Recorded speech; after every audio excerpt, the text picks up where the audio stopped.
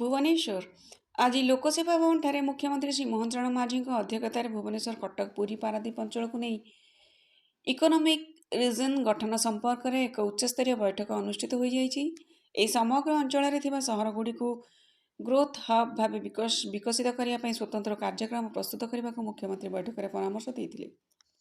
बैठक जनाई economic region रे 3टी ring road निर्माण करा कैपिटल रिंग रोड अधीन पारादीपरू टांगी सप्तशଯ୍ୟା रामेश्वर दे पुरी पर्यंत 432 किलोमीटर रिंग रोड निर्माण करा केंद्र सरकार को कैपिटल रिजन रिंग रोड सहित समन्वित कर निर्माण कर प्रस्ताव रही। सहित कटक जिला जातमुंडिया त्रिशूलिया उराली दे बालीपाटना पिपिली जटनी खोर्धा पर्यंत 148 किलोमीटर एक आउटर रिंग रोड एवं खोर्धा जिला तमांड ठारू चंदका पहाड़ धौली दे 56 किलोमीटर क्षमा करिए 65 किलोमीटर एक इनर रिंग रोड निर्माण कर योजना रही।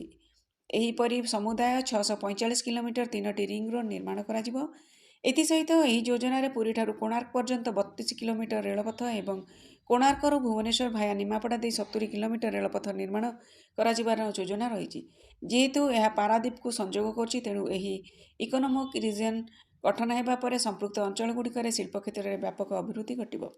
ए रिजन मध्य कृषि और मत्स्य उद्योग मैन्युफैक्चरिंग परिवहन बंदर भित्तिक शिल्प केमिकल्स टेक्सटाइल्स आईटी भली अनेक शिल्पानुष्ठान गढ़ी उठिबे। सब अंचल गुड़िक पर्यटन क्षेत्र में अभिवृद्धि घटिबो। बैठक में मुख्यमंत्री नीति आयोग सहित नियमित जोगाजोग रही प्रकल्प काम त्वरान्वित करने निर्देश देते। प्रकल्पर कार्यकारिता नुआ नीति आने सहित आवश्यक स्थले प्रचलित नीति रे संशोधन आने मुख्यमंत्री विभाग को निर्देश देते।